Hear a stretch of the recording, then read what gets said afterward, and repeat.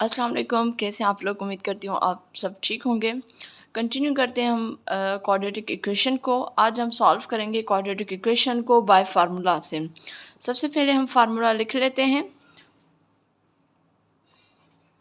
ठीक है जी, जो फार्मूला है क्वाड्रेटिक इक्वेशन का वो है इस तरीके से, यानी x is equal to minus B plus minus फिर रेडिकल आएगा। ठीक है, जब रेडिकल होता है तो उसके बाहर हम प्लस माइनस लगाते हैं। ठीक है, और उसके बाद G B square minus 4ac और ये अपॉन, यानी ये पूरा अपॉन, और ये हो जाएगा आपका 2a।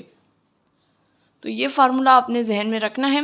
अच्छा, जब भी किसी जॉब के लिए अगर ये सवाल आता भी है क्वाड्रेटिक इक्वेशन का, कि आपको सवाल देते हैं कि क्वाड्रेटिक इक्वेशन सॉल्व करें बाय फार्मूला, तो याद रखिएगा जो क्वाड्रेटिक इक्वेशन जो हमें दी जाएगी उसकी जो वैल्यूज़ होंगी वो बहुत सिंपल होंगी।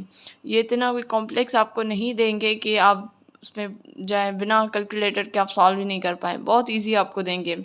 सिर्फ आपको करना क्या है कि आपको बेसिक मैथ आनी चाहिए और क्वाड्रेटिक इक्वेशन का फार्मूला याद होना चाहिए। तो ये इसका फार्मूला है minus B plus minus B square minus 4ac, ये रेडिकल में होगा अपॉन 2a। तो सबसे पहले मैं क्वेश्चन लिख देती हूँ जी। हमारे पास क्वेश्चन है x square plus 8x plus 15 is equal to 0। ये क्वाड्रेटिक इक्वेशन है। तो क्वाड्रेटिक इक्वेशन में हमें पता है कि जो ये इसकी एक्सप्रेशन होती है, यानी equation A x square plus B x plus C is equal to 0। तो सबसे पहले जी ये आपका ए है, ये बी है और ये सी है। तो ए एक्स स्क्वायर, तो आपका ए किसके बराबर है, ए जी बराबर है आपके 1 के, क्योंकि इसके आगे कुछ भी नहीं है तो दैट्स मीन 1 है। बी आपका बराबर है 8 के और सी आपका बराबर है जी 15 के। ये आपके पास आ गया। अब आपने सिंपल अगेन जो फार्मूला है वो आपने लिखना है minus B plus minus B square minus 4ac, ये रेडिकल अपॉन 2a। अब आपने वैल्यू पुट करनी है। माइनस है तो माइनस आपने वहीं रखना है। बी किसके बराबर है 8 के, तो आपने 8 लिखना है। प्लस माइनस बी स्क्वायर मतलब 8 स्क्वायर माइनस 4, ए किसके बराबर है 1 के और सी किसके बराबर है 15 के। जो हमने यहाँ पे लिखा था इसके साथ साथ अब आपने वैल्यू पुट करते जाना है। ठीक है, और 2 और 1 किसके, ए किसके बराबर है 1 के। सही है जी। अब हम इसको सॉल्व करते हैं। ये -8 तो वैसे ही रहेगा।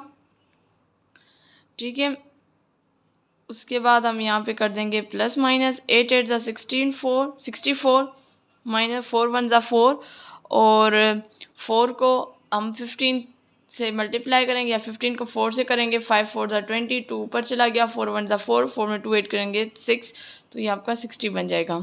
तो ये -60 और यहाँ पे हम इसको रेडिकल दे देंगे अपॉन 2 1 ज़ा 2। ठीक है जी। अच्छा, अब हम इसको और सॉल्व करते हैं। ये हो जाएगा -8 प्लस -64 में से 60 गया तो 4 बचेगा। ठीक है, रेडिकल अपॉन 2। अब इसको मैं इधर ही कर देती हूँ। ये हो जाएगा आपका -8, अब plus minus minus plus minus minus, तो अच्छा नहीं सॉरी, प्लस यहाँ पे यानी रेडिकल है तो अब आपके दो रेडिकल्स बनेंगे। एक प्लस का रेडिकल बनेगा और दूसरा आपका बनेगा -8। इसको बल्कि मैं यहाँ पे लेकर आती, तो मैंने यहाँ पे अब दो रेडिकल, एक प्लस का रेडिकल हो गया और एक माइनस का रेडिकल हो गया। ठीक है, तो अब आपने इसको सॉल्व करना है। -8 प्लस 4 का हम रेडिकल निकालेंगे तो ये हो जाएगा 2। ठीक है, ये हमने यहाँ पे 2 लिख दिया अपॉन 2, और इस तरफ आ जाएंगे तो ये -8 माइनस 2 अपॉन 2। इसको सॉल्व करें आप। 8 में प्लस माइनस माइनस, 8 में से 2 गया तो 6 बचेगा। वो 6 किसका होगा, वो माइनस का 6 होगा, 6 अपॉन 2, और माइनस माइनस प्लस तो ये -10 अपॉन 2। ठीक है, अब आपने क्या करना है, यहाँ पे टेबल लग रही है तो आपने टेबल लगानी है। 2 1 ज़ा 2, 2 3 ज़ा 6, 2 1 ज़ा 2, 2 5 ज़ा 10। तो यानी आपके पास जो एक्स आई हैं, यानी उसके जो इसका जो सेट बनेगा वो दो बनेंगे। एक होगा आपका -3 और दूसरा जो आपका बनेगा वो होगा -5। तो इस तरीके से आप क्वाड्रेटिक इक्वेशन सॉल्व करेंगे। ठीक है, ये तो आपके पास जो मैंने क्वेश्चन रखा था ये प्लस का था। अब माइनस का हो तो फिर हम कैसे करेंगे वो मैं बताती हूँ। तो ये एक और क्वेश्चन है जो माइनस के फॉर्म में है। ठीक है, तो सबसे पहले ये ए है, ये बी है, ये सी है। अब ये ए जो है ये आपका 2 है। अब जो बी है तो ये आप बी आप सिर्फ 7 नहीं लिखेंगे, आप यहाँ पे लिखेंगे -7, और जो सी है वो भी आप 15 नहीं लिखेंगे, -15 लिखेंगे। जब भी किसी चीज़ में माइनस आ जाए ना तो फिर थोड़ा आप अलर्ट हुआ करें किसी भी क्वेश्चन में। तो ये ऐसा बच्चा है जो दूसरों को भी तंग करता है, तो अलर्ट हो जाया करें। ठीक है जी, अब हम वही फार्मूला लिखेंगे।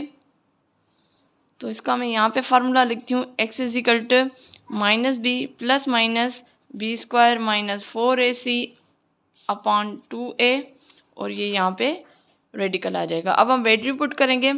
अच्छा, -b, तो माइनस तो ये एक फार्मूले का माइनस है, और एक b के साथ भी जो वैल्यू है b की उसमें भी माइनस है, तो यहाँ पे -7 आ जाएगा।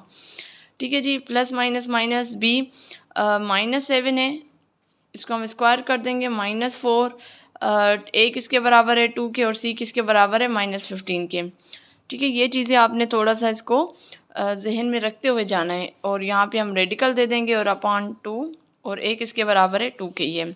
अब हम इसको सॉल्व करते हैं, माइनस माइनस ये हो जाएगा +7, प्लस ना लिखें तो ज़रूरत नहीं है लेकिन मैं लिख रही हूँ फिर भी, और ये माइनस, अब देखें अगर हम इस तरीके से करेंगे ना, -7 मल्टीप्लाई -7, तो माइनस माइनस प्लस, और 7 7 49, तो प्लस का 49 होगा। तो यहाँ पे भी हम 49 लिख देते हैं, प्लस में नहीं लिख रही, और ये माइनस माइनस प्लस हो जाएगा, 4 2 8, और 8 में आप 15 मल्टीप्लाई करो, मैं यहाँ पे कर लेती हूँ, 8 5 40, 4 ऊपर चला गया, 8 1 8, 8 में 4 8 करेंगे 12, तो ये 120 हो जाएगा। तो ये हो जाएगा प्लस का 120, रेडिकल आपने लाजमी देना है, 2 2 4। ठीक है, अब हम इसको सॉल्व करते हैं, +7 ही रहेगा, प्लस माइनस माइनस। अब 120 में आपने कितना ऐड करना है, 49 ऐड करना है, तो ये हो जाएगा आपका 9 4 में 2 ऐड करेंगे तो ये हो जाएगा 6 और 1, तो ये आपका हो जाएगा 169। तो 169 रेडिकल अपॉन 4। अब इसके बाद आपने इसको दो हिस्सों में करना है, एक आपका हिस्सा जो होगा वो प्लस का रेडिकल होगा 169 अपॉन 4, और दूसरा हिस्सा जो होगा वो माइनस का रेडिकल होगा 169 अपॉन 4। अब 169 का आप निकालेंगे रेडिकल तो वो हो जाएगा 13, तो हम लिखेंगे यहाँ +7 + 13 अपॉन 4। रेडिकल कैसे निकाला जाता है वो भी मेरे चैनल पे मौजूद है, हाउ टू रिमूव रेडिकल आप लिख लें बाय अकेडमी फॉर ऑल, आपको इसका प्रोसेस मिल जाएगा। ठीक है, और इसको अगर हम सॉल्व करते हैं, +7 - 13 अपॉन 4। अब 13 में 7 ऐड करेंगे तो ये तो हो जाएगा 20 अपॉन 4, और 13 में से 7 जाएगा तो ये हो जाएगा जी 6। ठीक है जी, 6 अपॉन 4, और ये जो 6 होगा वो माइनस का होगा क्योंकि बड़ी वैल्यू 13 है। अब हम यहाँ पे टेबल लगाते हैं, 4 1 4, 4 5 20, और 2 2 4, 2 3 6। तो यहाँ पे जो दो आपके पास बने हैं जो सेट आपके पास बना है वो बना है 5, -3 अपॉन 2। ठीक है, तो ये देख लें। अक्सर लोग पूछते हैं कि क्या ऐसे सवाल आते हैं किसी टेस्ट में? जी बिल्कुल आते हैं, मैंने ख़ुद शायद 1-2 टेस्ट दिए थे, उसमें आए थे। अगर आप गवर्नमेंट टेस्ट में नहीं तो प्राइवेट टेस्ट में ज़रूर आते हैं। प्राइवेट टेस्ट अगर आप किसी स्कूल के लिए दे रहे हैं, किसी अच्छी एजुकेशनल इंस्टीट्यूट के लिए दे रहे हैं, तो उसमें ये सवाल आते हैं।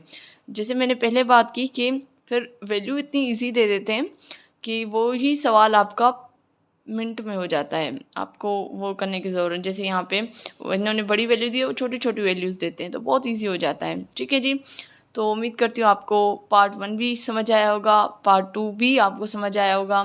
इंशाल्लाह नेक्स्ट पार्ट जो पार्ट 3 होगा उसमें मैं आपको बताऊँगी कि quadratic equation by factorisation method कैसे किया जाता है, फैक्टर्स कैसे निकाले जाते हैं। बहुत इंपॉर्टेंट टॉपिक है, वो भी ज़रूर इंशाल्लाह मैं जल्दी शेयर करूँगी। तो इंशाल्लाह हाज़िर होंगी नेक्स्ट वीडियो में। कमेंट ज़रूर करें, चैनल को लाइक करें, सब्सक्राइब करें, चैनल को सब्सक्राइब करें, वीडियो को लाइक करें। इंशाल्लाह हाज़िर होंगी नेक्स्ट वीडियो में, तब तक मुझे दीजिए इजाज़त। अल्लाह हाफ़िज़।